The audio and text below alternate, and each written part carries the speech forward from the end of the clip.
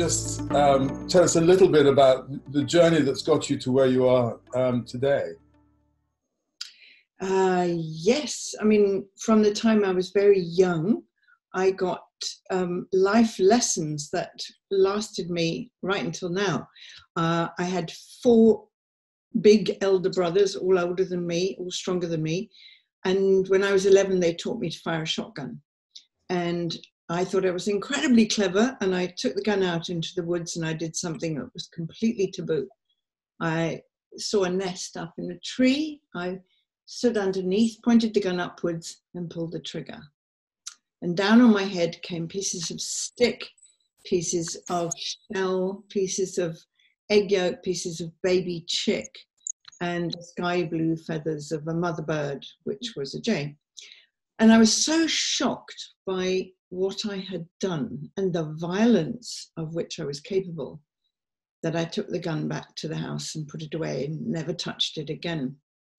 And that was sort of seminal. It really left me very little choice about what I did with my life, because it was so then hardwired in me that I had to do something about violence, and I hadn't a clue how to set about it. But I was, again, lucky because my mum took it seriously and sent me off when I was 16 to work in a holiday home for concentration camp survivors. And I sat on the grass all summer peeling potatoes and listening to their experiences. And that again ingrained in me a deep understanding of the debris of war, the human debris of war that lasts generations, and how one sniper squeezing his trigger and shooting somebody in the street who might be a baker would put that family out of action and probably cause those children to starve. So I've all my life been aware of what happens in war, although most of my family were in the military, and they actually understand me very well now, but it took a while. I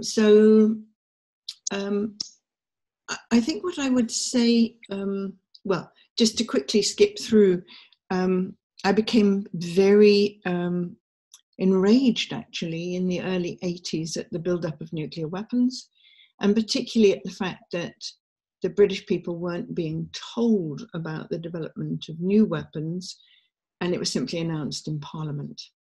And I thought that was wrong and unaccountable, spending a fortune and using very, very highly toxic materials on our behalf without telling us. So I set about finding out how nuclear weapons decisions are made and who makes them, not just in our country, but in all the then nuclear weapons nations.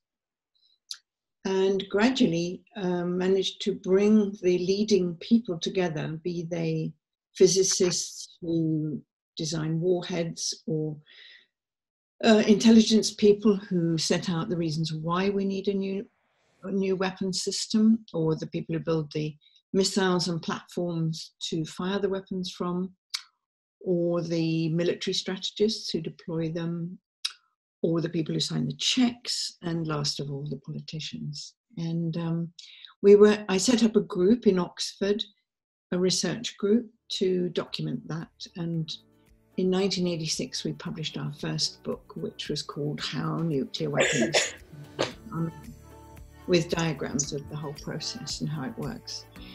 So and then I realized a lot about leadership, which I know is what you want to talk about. So let me pause there.